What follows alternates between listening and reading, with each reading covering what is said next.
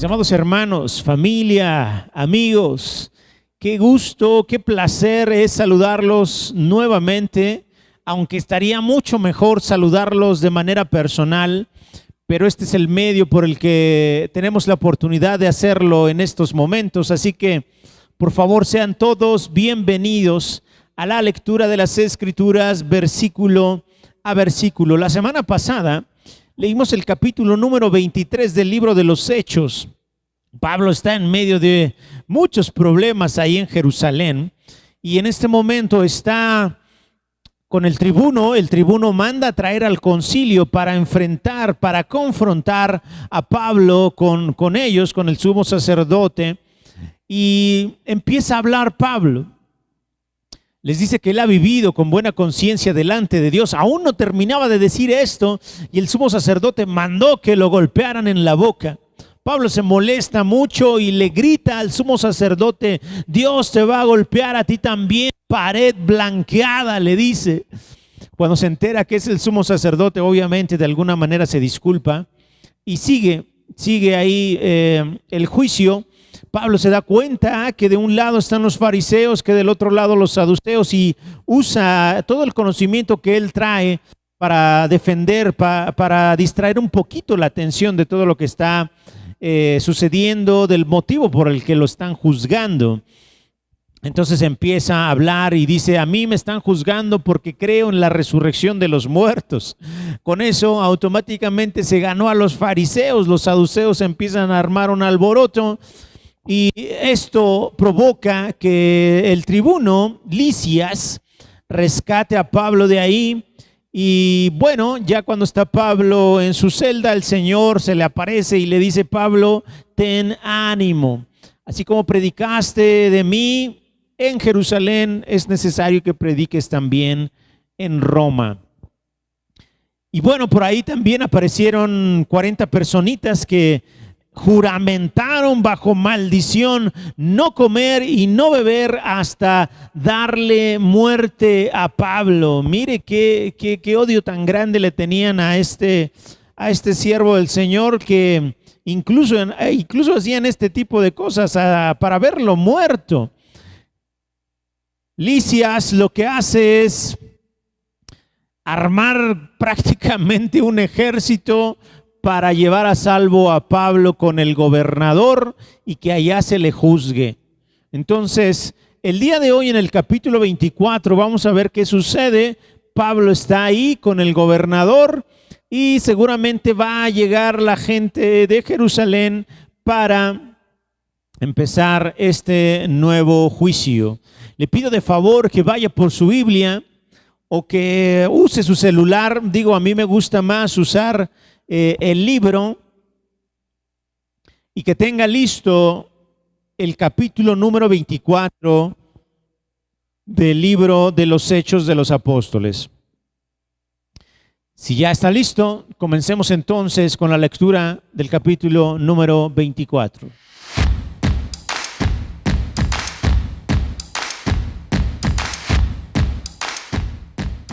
Hechos, capítulo 24, versículo 1.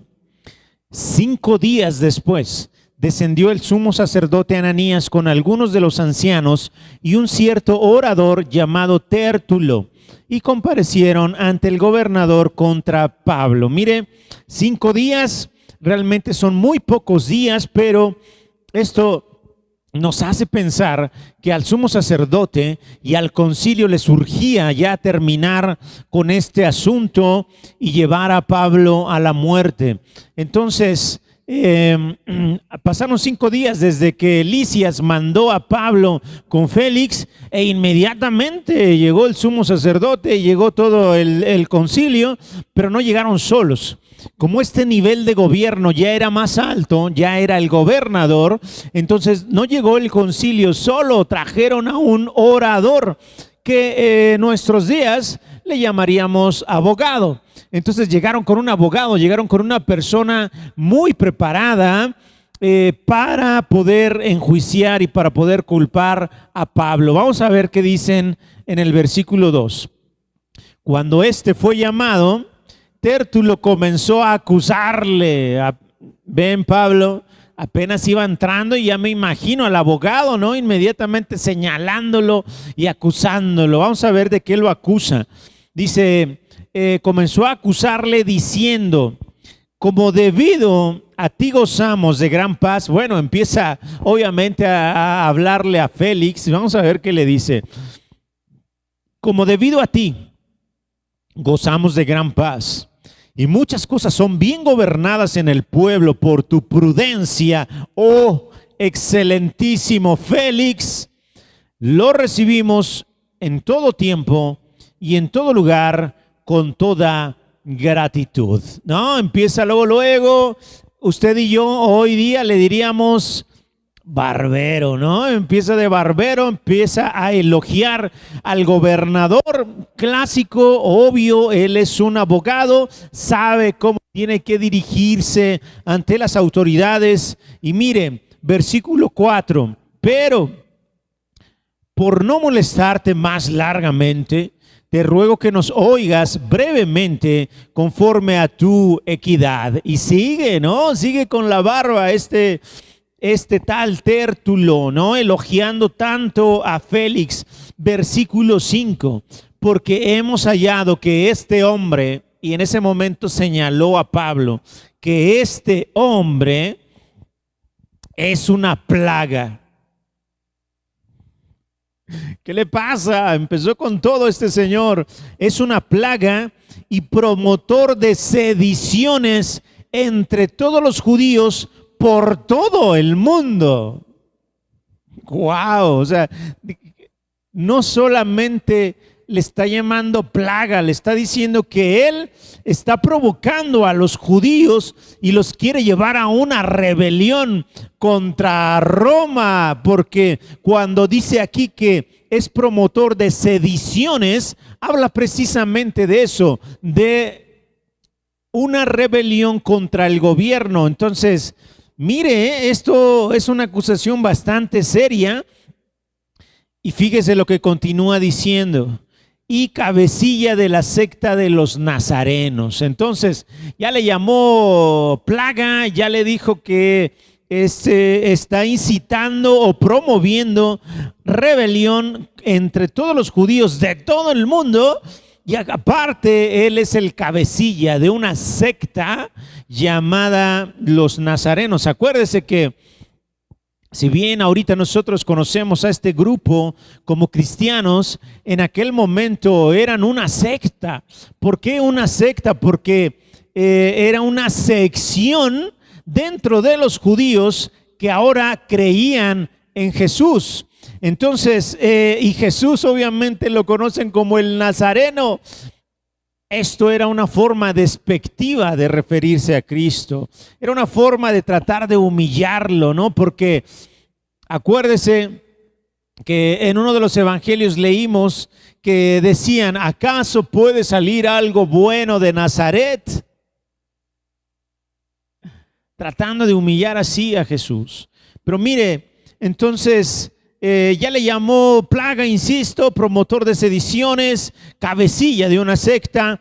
Versículo 6, intentó también profanar el templo y prendiéndole quisimos juzgarle conforme a nuestra ley.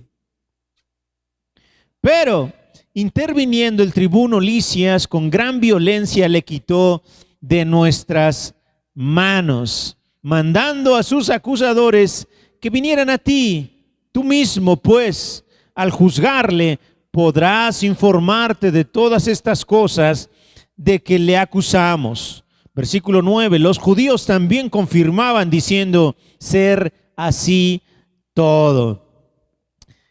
Qué falsos se están escuchando estos señores. La verdad es que, mire, después de llamarlo plaga, promotor y demás, dice que intentó profanar el templo. Mentira, completamente mentira. Y luego dice, lo prendimos, quisimos juzgarle conforme a nuestra ley. De alguna manera le están diciendo al gobernador, si tú no tienes problema, nos podemos llevar a Pablo, te quitamos esto de encima y nosotros nos hacemos cargo. Lo podemos juzgar conforme a nuestra ley. Y luego dice, pero interviniendo Lisias, Con gran violencia le quitó de nuestras manos. Con gran violencia, eso no fue cierto. Porque cuando el tribuno Lisias llegó a donde tenían a Pablo, los judíos realmente lo estaban asesinando, lo estaban matando ahí afuera del templo. Y Lisias lo que llegó a hacer fue a rescatar a Pablo de la golpiza que le estaban propinando los judíos. Y luego, mire, versículo 9, todos los judíos confirmaban que sí era cierto. Bueno, seguramente antes de llegar aquí aquí a este juicio, de tal Tértulo les indicó que le tenían que seguir la corriente, ¿no? Que a todo lo que él dijera, que dijeran que sí, y seguro así lo estaban haciendo. Entonces, versículo número 10. Habiéndole hecho señal el gobernador a Pablo para que hablara, respondió: porque sé que desde hace muchos años eres juez de esta nación. Con buen ánimo haré mi defensa. Como tú puedes cerciorarte, no hace más de 12 días que subí a adorar a Jerusalén. Es decir, le está diciendo Pablo: oye, yo sé que tú has fungido como juez en esta ciudad y por eso me da gusto poderme justificar o defender delante de ti. Como tú puedes comprobar, apenas hace 12 días que llegué a Jerusalén. 12 días en Jerusalén y mira, tengo 5 aquí, 5 días contigo aquí en Cesarea.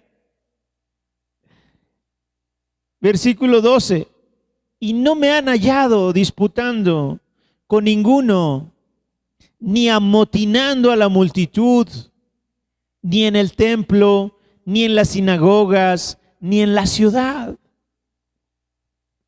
Ni te pueden probar las cosas de que ahora me acusan estos señores. Y tenía toda la razón Pablo. Tenía toda la razón. Pablo se está defendiendo con toda honestidad. Pablo incluso comentó anteriormente que si él realmente hubiera cometido un error, sin problema él se hubiera entregado.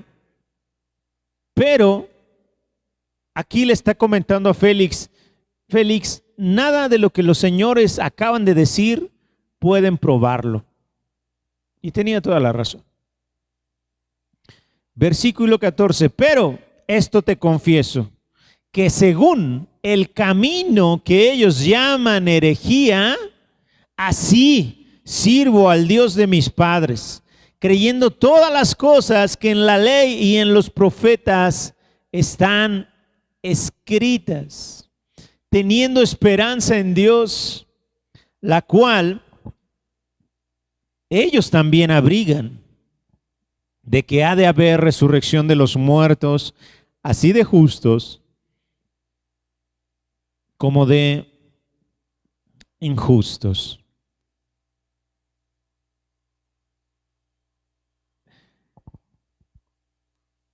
Mire lo que está pasando aquí. Yo trato de imaginarme cómo está toda esta situación con los judíos, porque el Dios al que oran los judíos, el Dios al que claman los judíos, es a Jehová. El que está en la ley, el que está en las escrituras, el que está en la Torá, como lo llaman ellos, los judíos. Y el Dios en el que cree Pablo es el mismo, es Jehová, es el Dios vivo. Solo que aquí tenemos un problema. Los judíos no lograban entender y no lograban comprender que Jesús era el cumplimiento de las profecías de la ley que ellos cada 8 días leían en su sinagoga, en el templo. A veces tenemos la palabra de Dios aquí enfrente y no logramos ver que Dios está haciendo obras, está haciendo cosas con nosotros, con nuestra vida, con nuestra familia, con nuestro vecino, con nuestro amigo.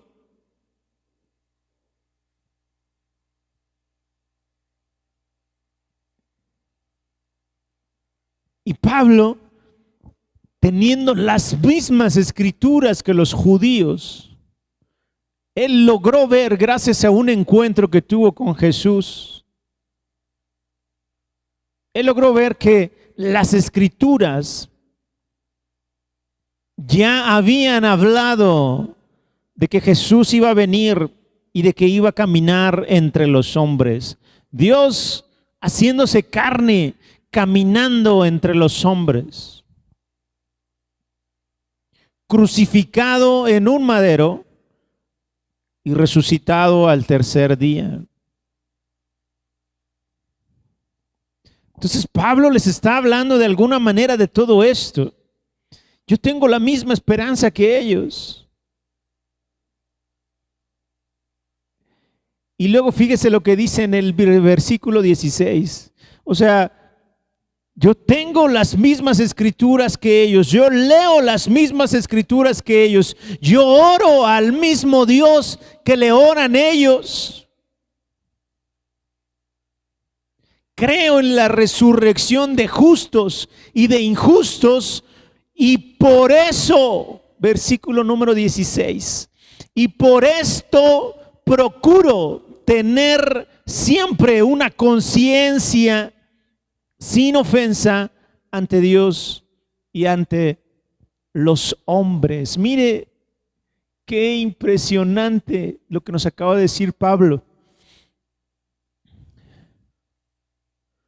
Podemos orar a Dios, podemos cantarle a Dios, podemos leer la palabra, podemos estarle buscando constantemente, y aún así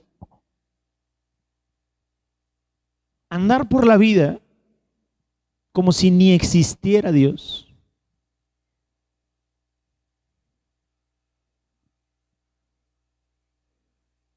Y Pablo nos está diciendo, por eso yo procuro tener siempre una conciencia sin ofensa ante Dios y ante los hombres, porque sé que viene un día en el que nos vamos a levantar, vamos a resucitar tanto justos como injustos. Y diría mi hijo, y ahora sí viene lo bueno. Entonces, mire qué fuerte está esto, qué fuerte está esto. Versículo 17, pero pasados algunos años vine a hacer limosnas a mi nación y a presentar ofrendas. Pablo les está diciendo, si yo tuviera un problema con mis hermanos los judíos, ¿a qué vengo? ¿A qué vengo a Jerusalén? ¿A qué vengo al templo? Pero anduve por allá predicando por muchos años y después vine a hacer limosnas a mi nación y a presentar ofrendas. Estaba en ello cuando unos judíos de Asia me hallaron purificado en el templo, no con multitud ni con alborot. Mire, o sea, no estaba haciendo nada Pablo cuando lo agarraron los judíos. Él se estaba purificando con los otros que habían hecho su voto, ¿se acuerda? Se estaba purificando. Y aparte aquí nos está añadiendo un poquito más de detalle Pablo de que él había traído la ofrenda que había juntado allá en Asia, ¿se acuerda? De hecho, en la carta a los Corintios se redacta con un poquito más de detalle esto.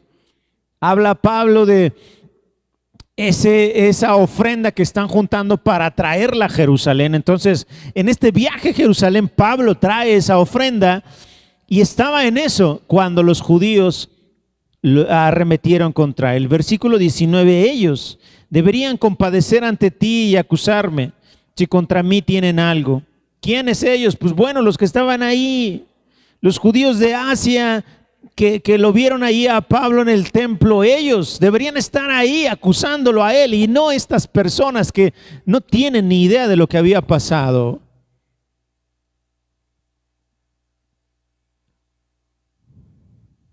Versículo 20, o digan estos mismos si hallaron en mí alguna cosa mal hecha cuando comparecí ante el concilio, a no ser que estando entre ellos prorrumpí en alta voz acerca de la resurrección de los muertos, soy juzgado hoy por ustedes.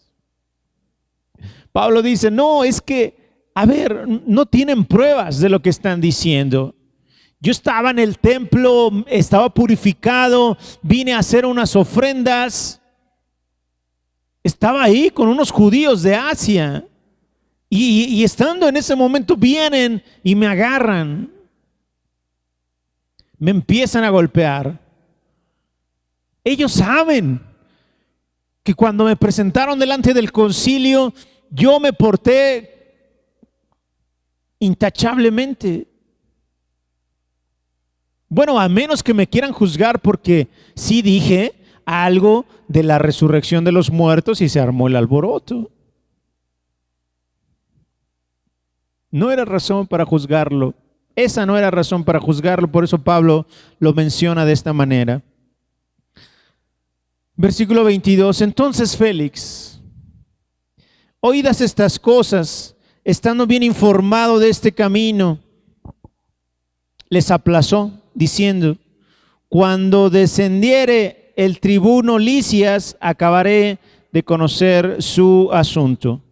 Y mandó al centurión que custodiara a Pablo, pero que se le concediera alguna libertad y que no se le impidiera a ninguno de los suyos servirle o venir a él. Algunos días después, viniendo Félix con Drusila, su mujer, que era judía, llamó a Pablo y le oyó acerca de la fe en Jesucristo. Drusila,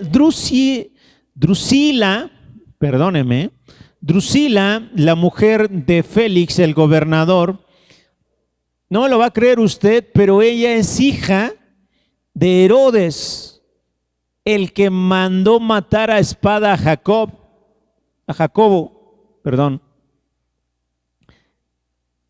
Ella era una jovencita de 20 años, probablemente ya había tenido un par de maridos a esa edad, pero Félix, al ver su hermosura,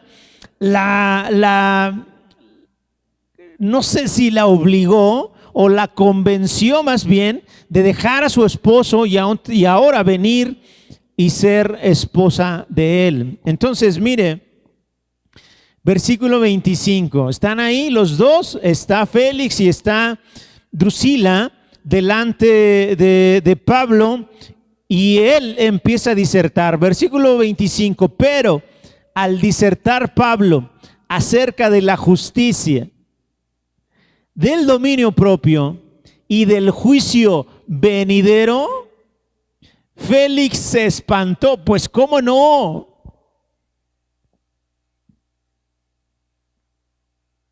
Pues cómo no, si Pablo prácticamente le estaba diciendo que todo lo que él estaba haciendo, su forma de actuar, iba a ser juzgada en algún momento por Dios. Justicia. No me suena muy justo que Félix haya convencido a esta muchachita de dejar a su esposo para venirse con él. Dominio propio, pues bueno, se dejó llevar Félix por la vista de sus ojos y provoca que esta muchachita venga para ser ahora su marido, para que Félix sea su marido. Se espanta Félix y dice, ahora vete porque cuando tenga oportunidad, pero cuando tenga oportunidad te llamaré. Esperaba también con esto que Pablo le diera dinero. ¿Ve la corrupción de Félix? Félix no era un personaje que ya tuviera cierta reputación, más bien Félix era un esclavo. Gracias a su hermano lo mete en este rollo de la política y alcanza a ser gobernador. Digamos que Félix no tiene las tablas para estar en el lugar en el que está. Es un esclavo teniendo mucho poder en ese momento. Quería que Pablo le diera dinero para que lo soltara y por eso lo mandaba a llamar. Dice, por lo cual muchas veces lo hacía venir y hablaba con él.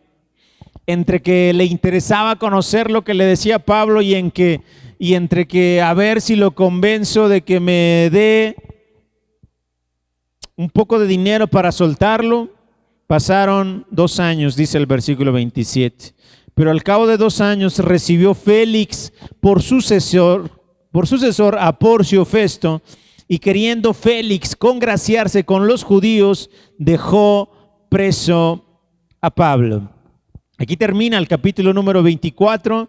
Realmente interesante lo que pasó aquí, porque esta comparación de judíos y de Pablo, que también era judío, pero ahora creyente, está muy, muy interesante, ¿eh? Muy interesante.